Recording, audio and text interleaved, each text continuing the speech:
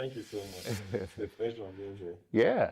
So I know I did introduce you, but in your own words, what's your business? What do you do really? Okay, basically, we are a study abroad consulting firm. Yeah. So what we do is that we help students. We procure admission for them to study outside the country. We have official partnership with over 50 universities in different parts of the world, in Canada, in UK, in US, Malta, Spain. Just keep, the list is endless. So what we do is that we get the students their documents and we process the application, we get them admission. Then we also handle their visa processing.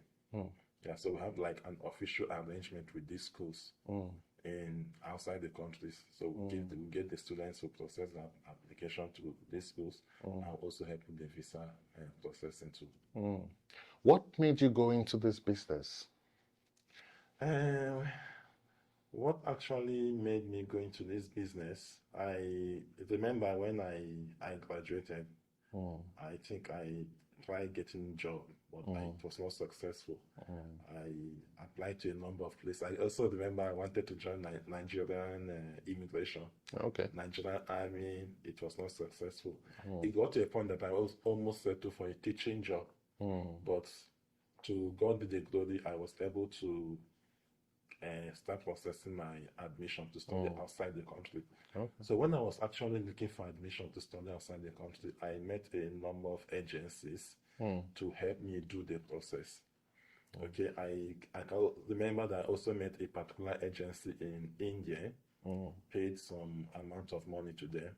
At the end of the day, the admission was not coming forth. So at a point, I just decided to do it myself. So I did myself, and in less than 1 month, I was able to get the admission. Before you knew it, I got my visa. So I just came to the realization that this is not paying these people to do for me. I can actually do it for myself. So I said, if I can actually do it for myself, why don't I make it a business and be able to help other students too? Because the issue is that so many students want to study outside the country, but not too many genuine agents are out there. So many of them will scam the student, collect lump sum of money from them. At the end of the day, you may not see the admission or you may not see the visa. Okay, so I just decided to start the business to help a lot of students that have the passion or dream to study outside the country. Mm. So that's how we got started. Wonderful. So it was motivated by your own experience. Yeah. That's interesting.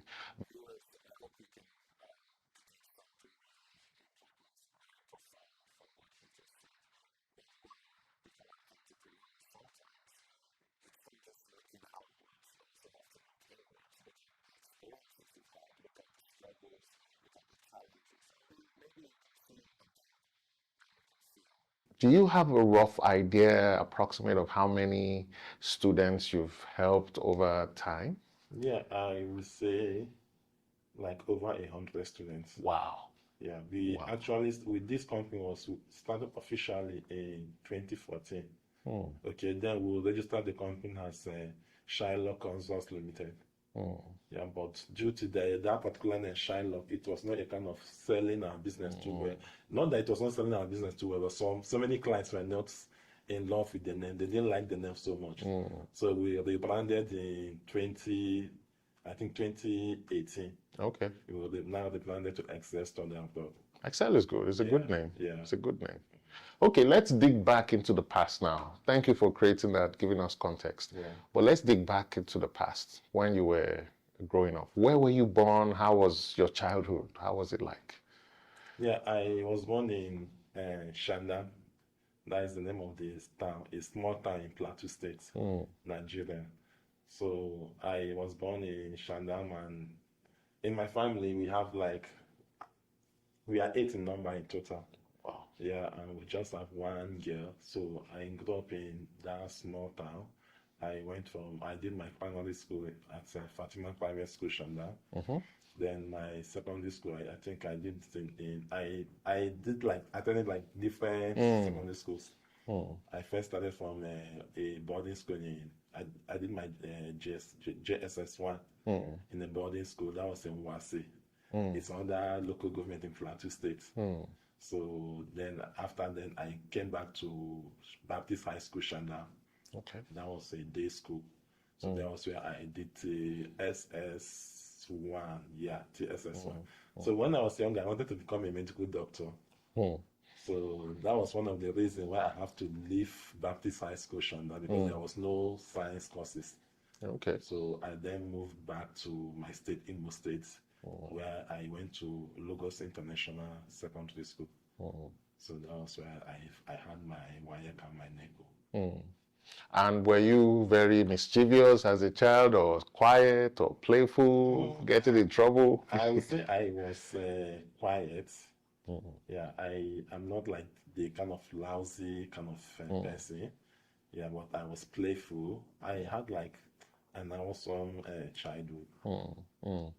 How about your parents and those around you? Then how were they? Yeah, they were very supportive, especially my dad and my mom. Yeah, they were very supportive from the time I was very little, even till I became like a full-grown man. I'm now responsible for my upkeeping. So my parents, they were very, very supportful. My siblings too. They support in the little way they could. So at that time when you were very young, was there anyone that was very significant in your life, that was inspiring you, that you wanted to be like? Were there anyone in the family that was pushing you, that inspired you? I would say my dad. Okay. Because he's a businessman too. In my family, virtually all of us are business people. I think we have about 4 graduates out of the 8 of us. 5 of us are actually graduates, but like none of us is doing like a paid job or receiving salary. All of us are into businesses. So I would say it was my dad that kind of motivated me to go into business.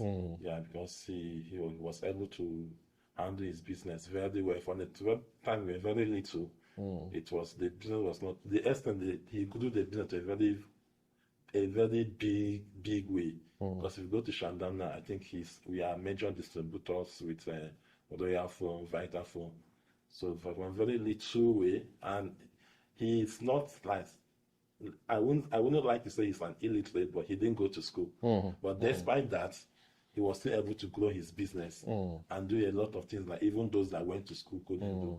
So I would say it's like my greatest motivator. Yeah, that's great. School is really good, Yeah. but life itself is a school. Of course. So some people that didn't go to the formal walls of a university might still come out as professors in their own field, and they will even teach people that went to school because practice. There's a lot you get from practice, practicing stuff. I'm Igbo, and from the part of Nigeria where I come from, those days they still do it these days, but not as much as those days.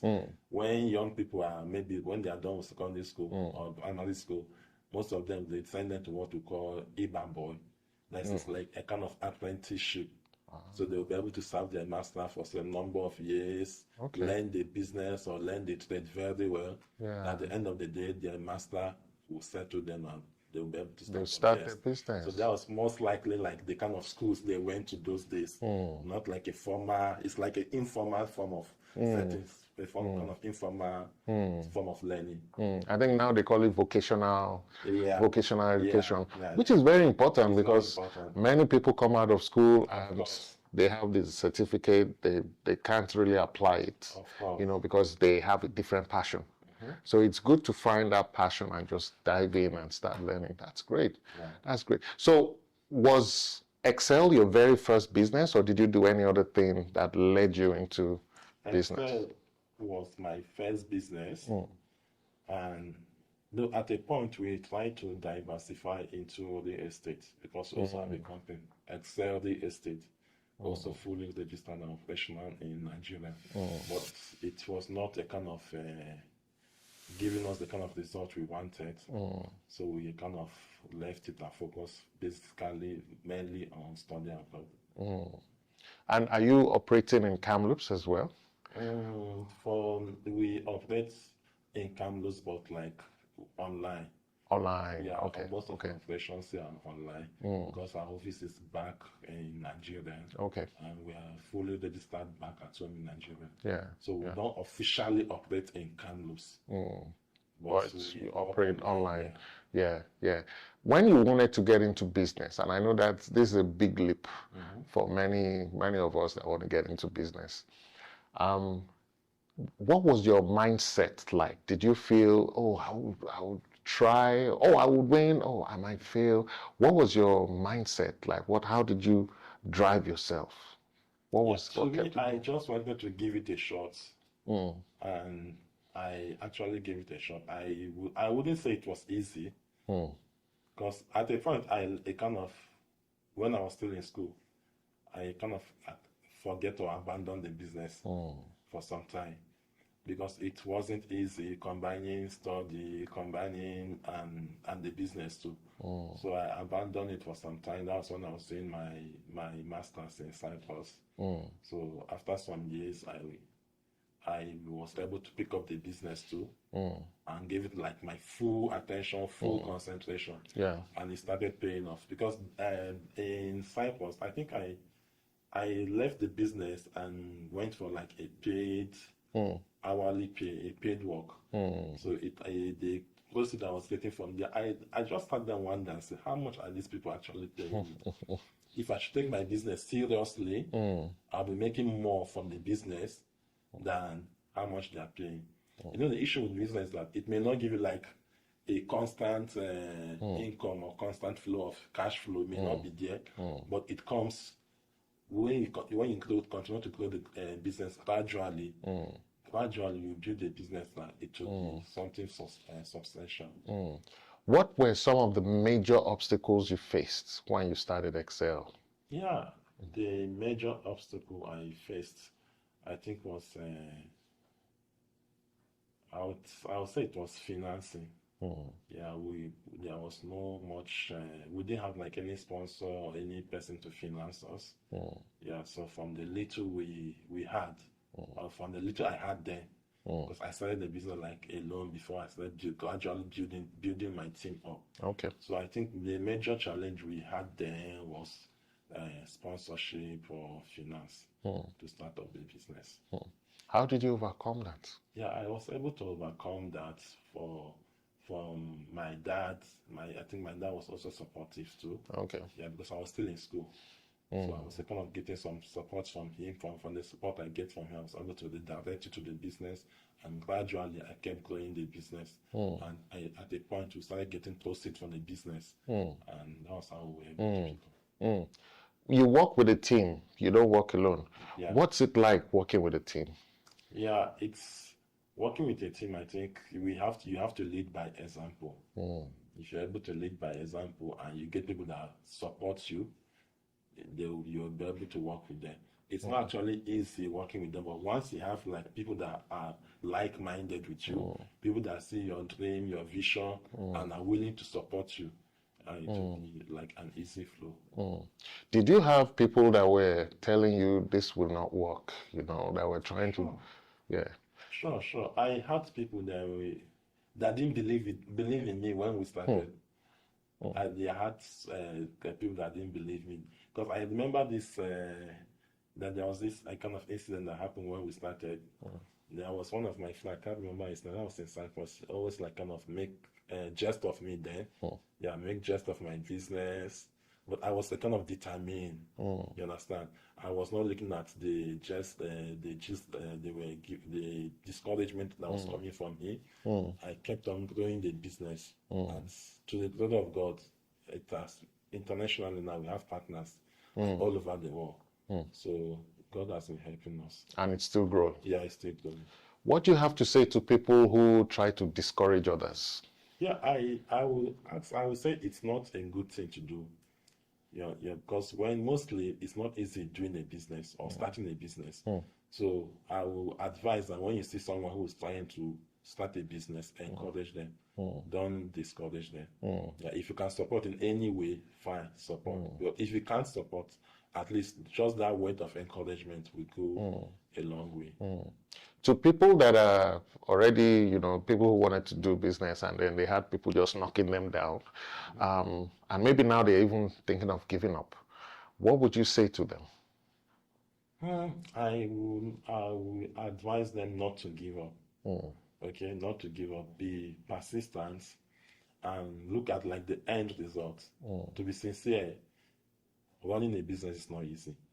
It's not, especially that initial stage of starting. Maybe that first 2 years or first 3 years or first 1 year. If you don't have like that determination, you may end up abandoning the business or leaving it behind. But I will advise that they should be focused. They should look at like the end results, not like the immediate benefit. There may not be any immediate benefit, but you have to put in a lot. You have to put in a lot of your time, a lot of your money, a lot of your resources. And you may not be seeing any profit at that initial stage. So you must be determined to be able to start a business. In terms of determination, that is very solid. That's very true. Are there other skills that somebody who wants to start a business must have, or you feel it's important for them to have to succeed? Yeah, the most important skill to me, I think, is having an idea of what is it that you want to do. You can actually start a business without money. You don't actually need money. You need money to start a business, but it's not as if it's a major thing you need.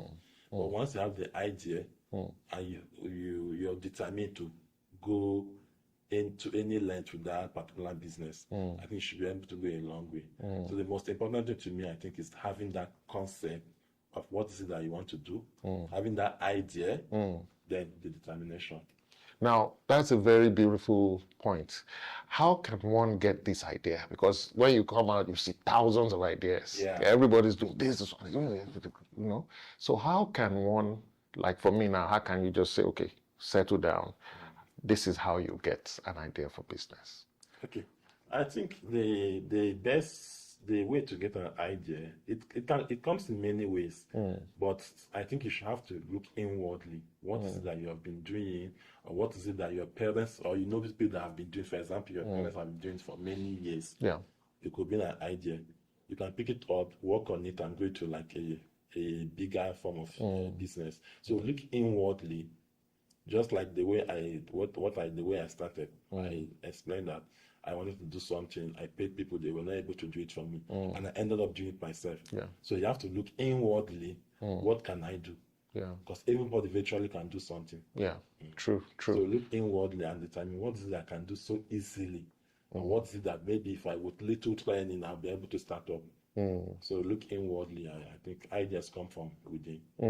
For people who say, I don't have any idea, but they live in Kamloops, for instance, or they live in a community, how can they find out what kind of business to do in that community? Yeah. Just like I said, like in Kamloops here, I just think that they should look inwardly. Everybody has an idea of what to do. Yeah, they should look inwardly and just, it could be like maybe I can cook very well. It could be that I can sweep very well. Some people love cooking, some people love sweeping, some people love cleaning, some people can barb. So whatever is it, just look within you. What is it that I can do? Or is it that what you can do easily or what you have passion for doing? What you have passion for, yeah. okay. If you have passion for something, you may not be able to do it, but if you have the passion for it and put in your time, you'll learn it. So from there you can start up a business. I've had someone say, oh, I have passion for so many things, but I can't find anybody who would patronize me in town. You know, instead of what I want to do, maybe I want to bake. People prefer to go to car wash. You know, maybe there's a lot of dust. You know, maybe this is summer. It's, you know, there's no rain. So in that way where I don't really have passion for car wash and it's selling, what would you advise?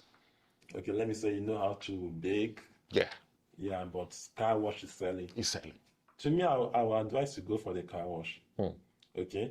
You may go for the car wash and gradually build your business, build your finances. Then with time, you can now come back to that thing that you actually have passion for. You understand? I think you should go with the flow. Because business, like for example, this is Kamloops. You have your rent to pay. Yeah. You have those of us that are still in school, you have your tuition fee to pay. So if you ever say you have passion for baking or for cleaning and it's not selling, and you see something else that is selling, jump into it. So jump into it, and once you're able to stabilize, build that one, build your finances, then you can gradually go back to that thing that you have passion for and build it up to. That's wise. That's very wise. That's true. I have a friend that did that. He loved filmmaking, but he said, this community service is selling. Yeah. So he went into that, and from there he was able to raise some money. Yeah. And now he's buying filmmaking equipment. Yeah. So that's true. So one should be also flexible. Of course, you have to be flexible. You have to be very flexible, be able to adapt to changes. Find yourself, this is not Nigeria. Find yourself in a new place, study the environment, study what is it that is selling, what is it that is making money there. Then just be flexible. Don't be too rigid that this is what I must do. And if I don't see that one, No. You won't move forward there. How about collaborating? Collaboration is a very good thing to do. Because like in our business now, we partner with schools. We collaborate with schools. And we also have like some sub-agents under us that work for us. Oh, okay. Yeah, we also work with other agencies too. Okay. For example, let me say we have this particular school, and this agent has a student that wants to go to this particular school, but he doesn't have the official partnership to work with the school. He can give us the students. Okay. Then we'll process. Okay. You understand? So what the proceeds we share between us. And also, maybe so there's a particular school that our student wants, and we don't have like that legal agreement with that school, and another agency has that. We can also give our student to that agency, then they'll proceed to. So I think collaboration is a very good thing to do. So to me, I think collaboration works better than competition. I will not advise you to compete in business. Competition, it may be like a win-lose. You win, the other person will lose, or the other person will lose and you win. But with collaboration, it's always a win-win. Win-win. Yeah, so collaboration is a very good way to go. That's wise. That's wise. Wonderful. We've come to that point where we'll ask you for 5 principles or 5 things that's helped you succeed and that are still keeping you going. Because I'm sure that the listeners would like to learn about what your secrets to success. Yeah, sure. I will be able to share the 5 things, okay? Yeah. The number 1 or the major one is to be focused. Don't be someone who's easily distracted. Be focused. Know what is it that you want to do. What is it that you want to, whether it's in business and any other walk of life, you have to be determined and focused. If not, there are so many distractions everywhere. You'll be distracted and you abandon it. Okay? And then number 2 I have is to be able to diversify or be flexible, just as we discussed initially. Don't be say, this is what I want to do. If this is not working, I'll keep waiting. When I was younger, I wanted to become a medical doctor. But I remember looking for admission in 1 or 2 universities. It wasn't forthcoming. I applied for medicine, it won't come. I ended up studying physics. Probably if I continue insisting that it's medicine, probably I'll stay at home for maybe 5 years, 6 years, still looking for admission. So be flexible, be able to diversify. That's the second point I have. And the third point, be able to work with people or build a team. Interesting. You cannot do it alone. You need other people. So they say if you want to go far, you go with people, right? If you want to go fast, you go alone. So work on building your team, work with people. You go very, very far. Interesting. Yeah. And the other one I have is being persistent. Be persistent. There will be a lot of challenges in life. Life is full of up and down. In businesses too, there will be challenges. If you're not persistent, you end up giving up. Yeah. And the last one I have here, you should be able to delay gratification. So if you're starting a business, especially when you're that first 1 year or first 2 years or first 3 years where you just started, you should be able to delay gratification. Don't go for things you may not be able to afford. Or don't go for the latest car, the latest shoe, the latest clothes, where you know that you have a business that you're still trying to grow. After you have done your business to a very stable level, where the business can even without your presence, then you can go for those stuffs. But that initial stage, be able to delay it for some time. So it sounds like business is like a baby, like when you give birth to a baby. It's like you're growing. Of course. Yeah. So when you just give birth to a baby, you don't expect the baby to start going to school, start running up and down, or working, bringing post-it. No, you first have to invest, pamper the baby gradually. So that is the way in business. That initial stage may not be too palatable, may not be too easy, but you have to put in your best and grow the business gradually. I've seen some parents who say, "Oh, this baby, oh God, this trouble is too much." This, they complain. I can't. Some even cry. Like, "Oh, why this baby? Why me?" So business is like that sometimes. It makes you, Of course. So if you're not determined, you may end up. Let me leave this one. Focus on something else. So you have to be determined. Grow the business gradually, with time. And perseverance. Of course. Okay, lovely. Is there any other thing you want to maybe add that came to mind, thinking about either business people or people who patronize business people? Is there anything that's, you just want to add? I just want to add that let's be able to support businesses, especially like small businesses. Okay? Be able to support small businesses because it's not like they are like the backbone of any economy. Now, not like the multinationals. The multinationals are there, but those little businesses, in any little way, you may be able to support or may be able to patronize them. Just do that. So that would be like my little advice. Be supportive. Because most times I also encourage them, especially that initial stage they just started. Encourage them. Not in any way you may not be able to support, you may not be able to patronize, but at least in any little way you can encourage them. Just do that. Lovely. Studying abroad is of great benefit. Of course. Apart from the level it puts you, it also brings you into contacts with so many people. Build a network. Build a network, get more knowledge from other spheres. So thank you so much, Mr. Felix. Thank you for coming. Thank you. Pleasure.